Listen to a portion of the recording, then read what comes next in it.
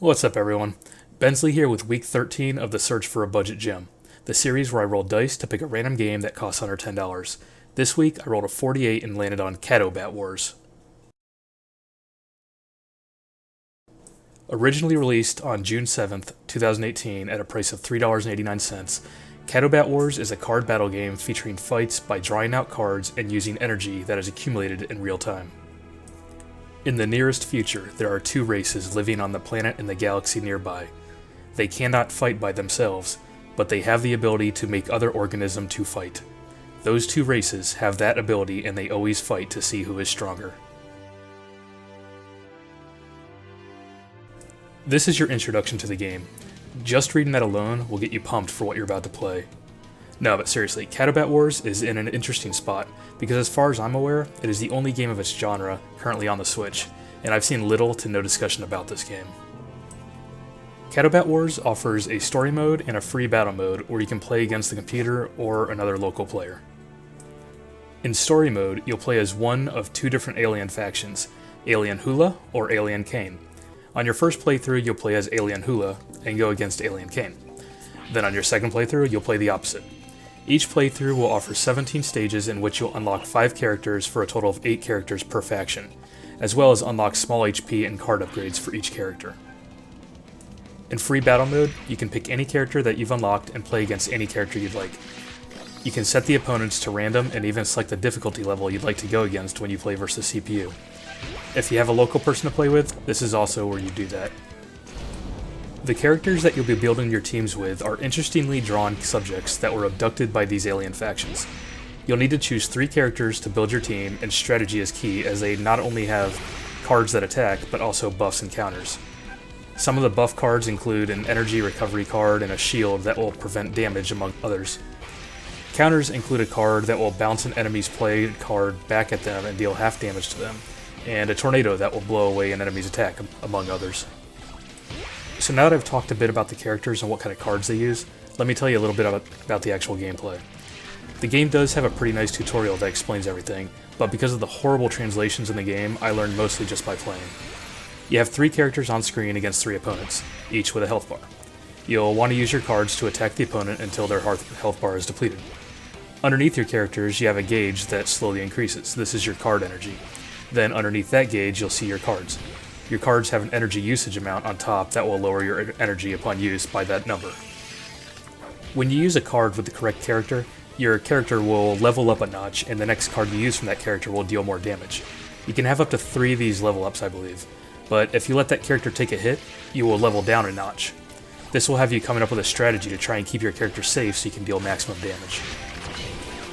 While this isn't the collectible card game like Hearthstone that a lot of people were waiting for, this is a great quick play card battle game. It reminds me a lot of Clash Royale, which I played quite a bit of on mobile. Some weaknesses to this game are the bad English translation, and a lack of online. I completely understand why this game does not have online play, but having real opponents would make this so much better. So if you do have someone to play this with, that's a huge plus. Maybe it's just me, but I think this is the first true hidden gem that I've stumbled upon, and I recommend this game. So that's my review of Week 13's game, Kadobat Wars. If you have any questions or feedback about the game or review, feel free to leave a comment below. If you enjoyed the video, be sure to click like it below as well. You can also subscribe so that you'll be notified when the weekly review is up. You can also check out my website for some spotlights on other games throughout the week, www.bensleyreviews.com, and follow me on Instagram for the weekly roll done live at Bensly Reviews. Thank you all for tuning in. Now enjoy some more gameplay.